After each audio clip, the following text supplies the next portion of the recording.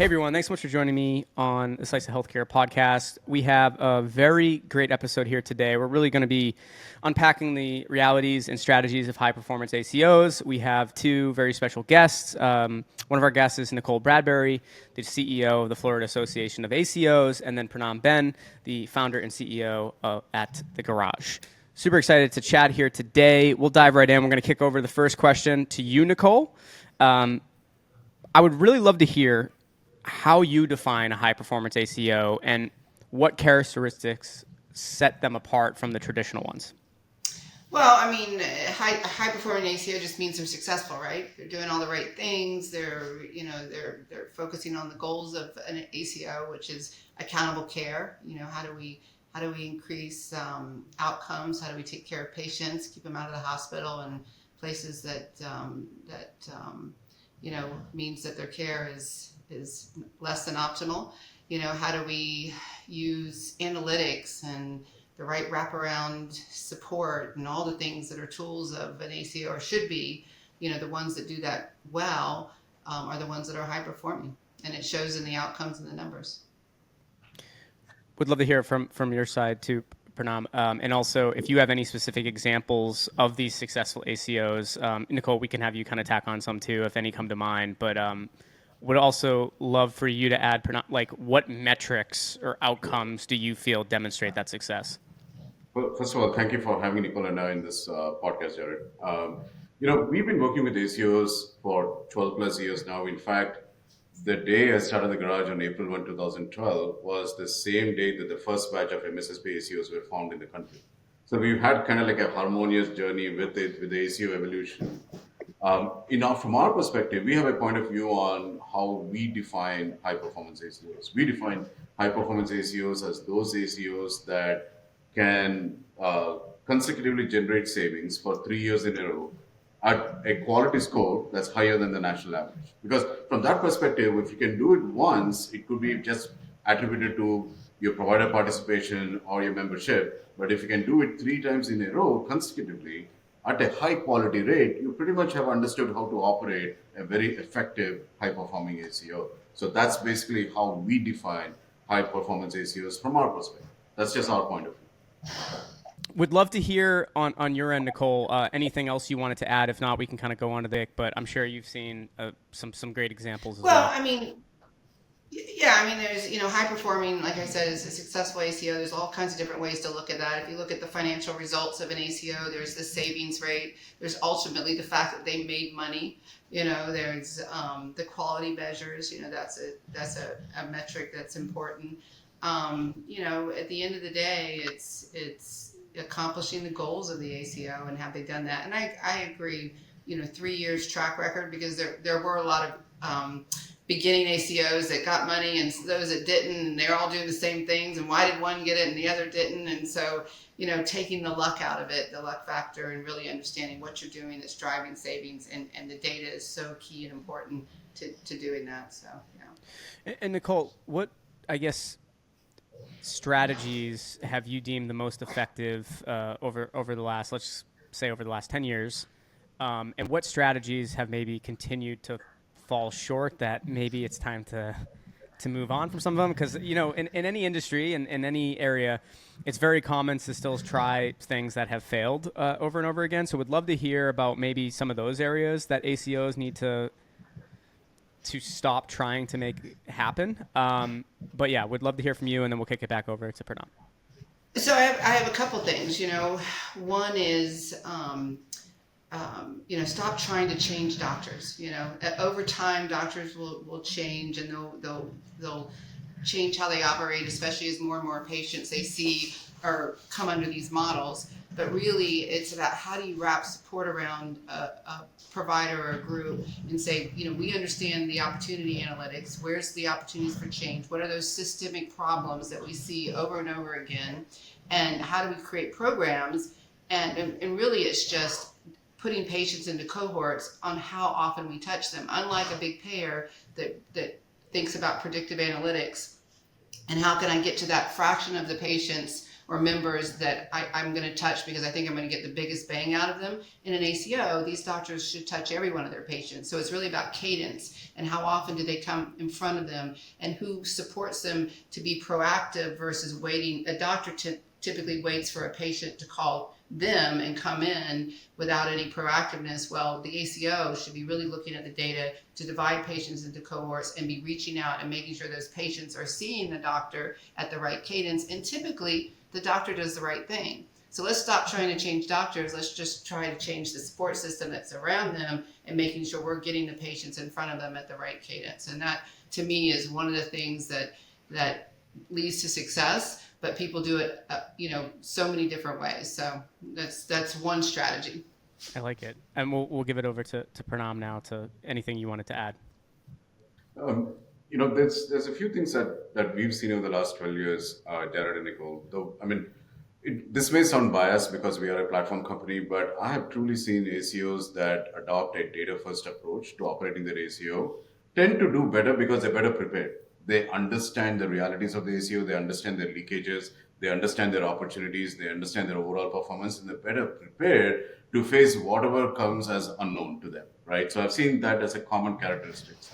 The second is governance. Outside of us, what we bring to the table, ACOs that have a good governance structure and operate as a valid business with the proper structure, process, and oversight tend to do better than the ones that look at it as another contract in their overall scheme of things, right? So giving it that kind of a business focus has allowed for high-performance ACOs to thrive over the years.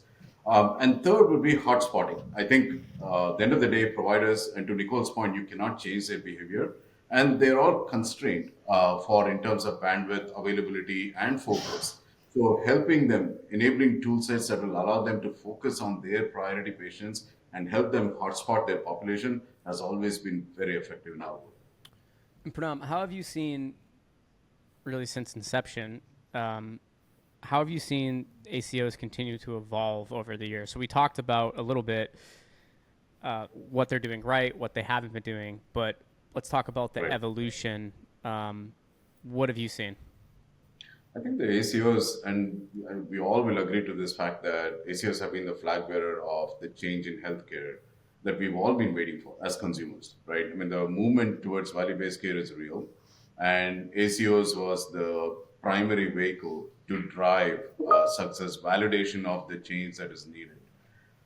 Some will argue that the overall acceleration has been slower than expected, and probably the numbers will point to that. But I think in the last 2 years, I've seen CMS do more with ACOs than in the last 10 years. So that's a good sign that things are changing. There's more acceleration, more ACO types, more different ACO contracts that are being mobilized for providers to participate, whether you're rural or urban, whether you're small or big, whether you're high revenue or low revenue, you have an opportunity to participate today.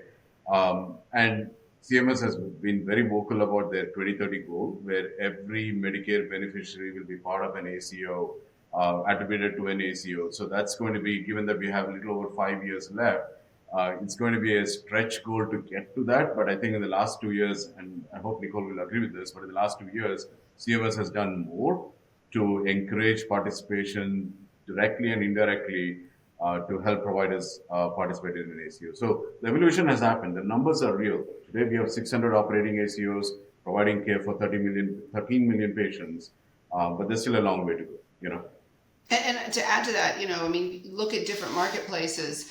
Florida has always been a successful marketplace. 70% of the ACOs in Florida have made money, have, outranked the average across the country. And a lot of that has to do with it's led by independent entrepreneurial physician types, versus the hospital-led high revenue ACOs. And I think if you look market by market, the success is coming out of these more, that's why we're going into Texas next, because we really feel like that's a marketplace that's very similar to Florida, very kind of independently entrepreneurial led. And I think it's the recipe for success versus all the conflicts that comes with having a hospital-led ACO.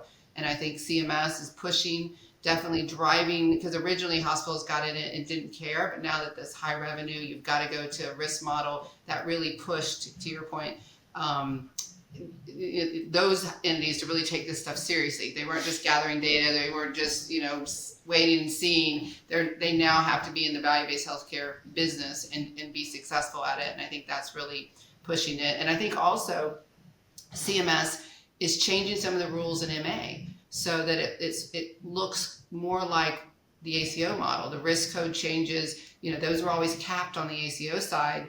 And so, the attention probably was more on the front end revenue model versus the back end. We're really going to move the needle. And so those changes are creating this really vibrant value-based healthcare space, which is promoting, these models to be more and more, similar, which I think is good for, good for cost of care, good for outcomes for patients and all of that. And I was talking to this large health system yesterday, Nicole, and I was thinking about the point that you made about high revenue systems. And this one of the senior executives was telling me that they had no plan to transition to value-based care, but in the last 1 year, they've done moves like they've consolidated their systems. They've done partnerships with other neighboring health systems, and today they have a goal to get to 50% of their patients attributed to a value-based contract by 2027. Right. And this is a predominantly fee-for-service system, massive. They have like 4,000 providers employed, and now they're looking to completely transition into 50% of their entire revenue being driven by value-based care by 2027. I think they're realizing they're either going to be Blockbuster or they're going to be Netflix, right? Or maybe one of the newer streaming services, right? You got to get out of bricks and mortar and embrace the world as it is, which is value-based healthcare is the new model.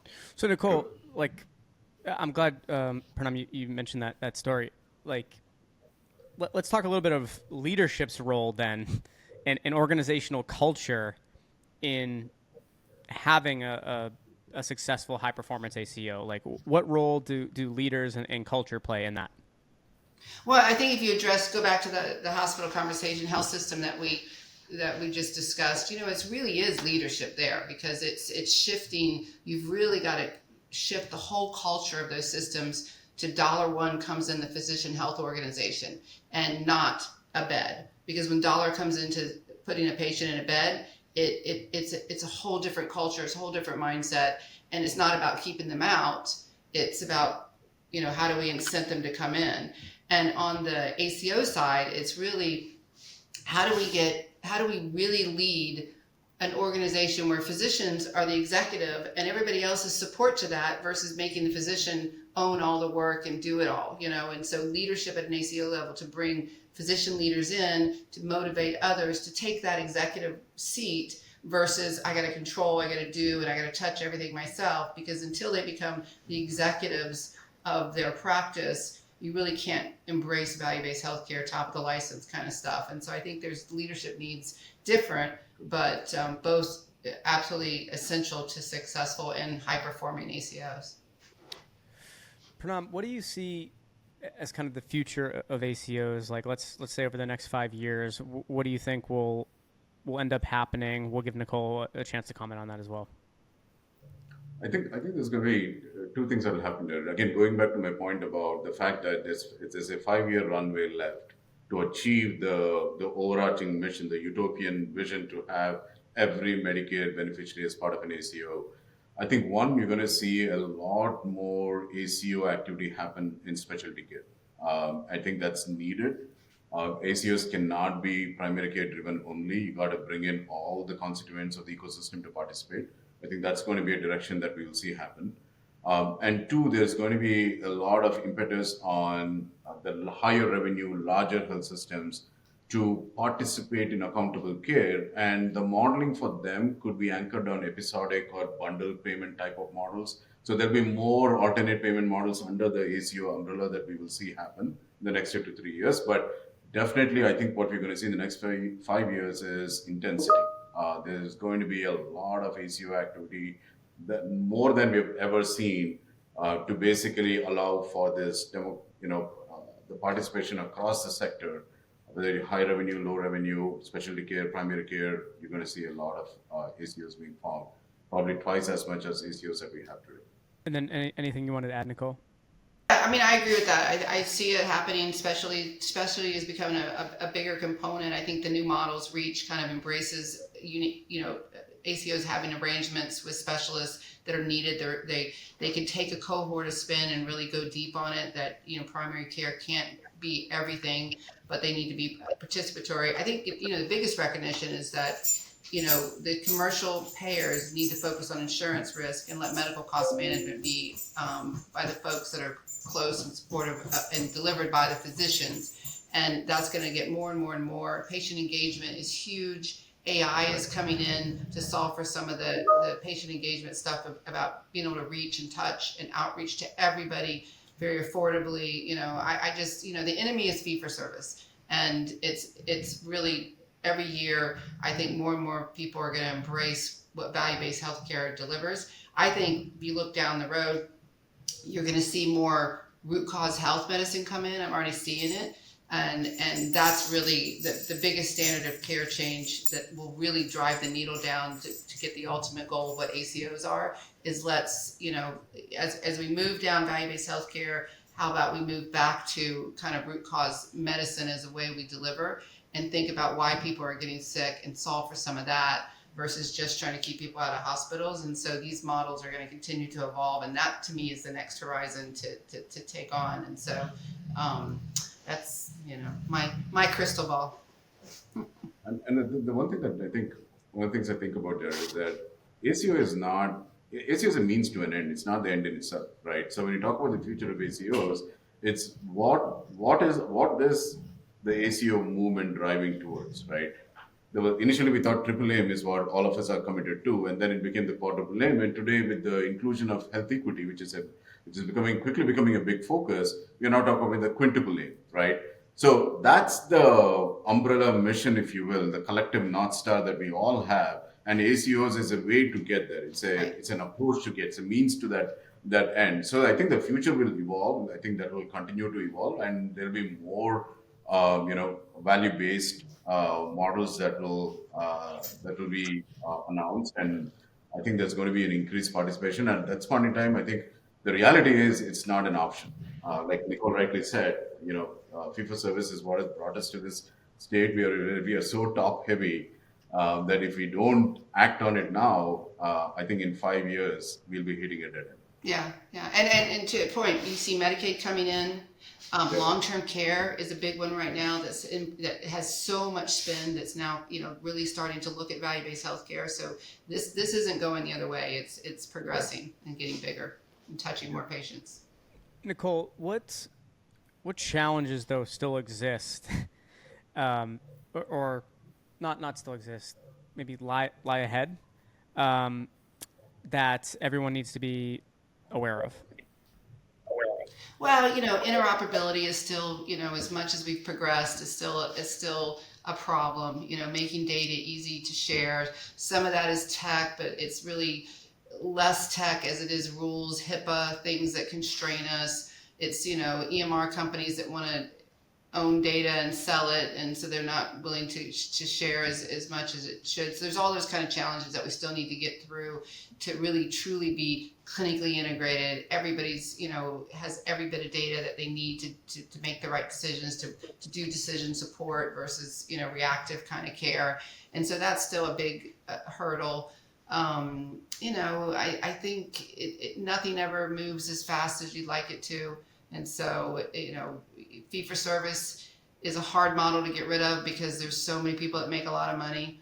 And, that battle between payers and hospitals, keeps everything moving a lot slower. But thank goodness for the independent entrepreneurial folks out there that are driving change. But, those are probably the big ones. Makes sense. Anything you wanted to add, Pranam, as we wrap up here? No, I think Nicole rightly pointed out all the headwinds that I think there'll be some regulatory pressure. I think AI will undergo a phase of scrutiny as it gets applied in healthcare. Governance continues to be a challenge for especially the newer ACOs that are being formed. Data interoperability continues. It's something that we are committed to. In some ways we've solved for data availability, but interoperability is still a challenge. It's a work in progress.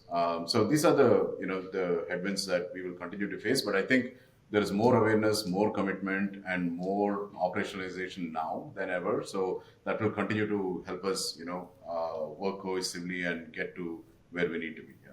Yeah. One interesting thing that I see that I was surprised by is all the failures of retail entering kind of the healthcare space. I thought that would solve, create more convenience care, solve a lot of problems, maybe even move this momentum a little faster. But the failure of CVS and Walgreens and Walmart pulling out, and even Kano, a big giant MSO, going bankrupt, there's all this stuff that's happening, which might set us back a little bit. But I think long term, we're going to, figure out what happened there and get better and continue to move. But that's just an interesting thing that's happening now, is a lot of these retail failures.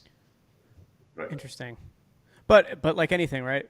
A lot can be learned from those failures. So, maybe they failed, but it actually helped. As a result, it'll help a lot of future ACOs. Yeah, healthcare isn't as easy as they thought. Yeah. I mean, some of it is evolution, some of it is correction, some of it is calibration, and you can't. I was reading somewhere that you can't bring the boardroom muscle into primary care and try to solve it or disrupt it. So I think, like Nicole rightly said, I mean, it sets us back, but I think it allows us to learn a thing or two and then pivot into the right direction. So overall, I think we'll continue to head there, because there's no other direction to go if you really think about it, right? So I think we'll continue to head towards what. Absolutely. Well, thank you both for joining us here today. Excited for future conversations, but really appreciate your thoughts.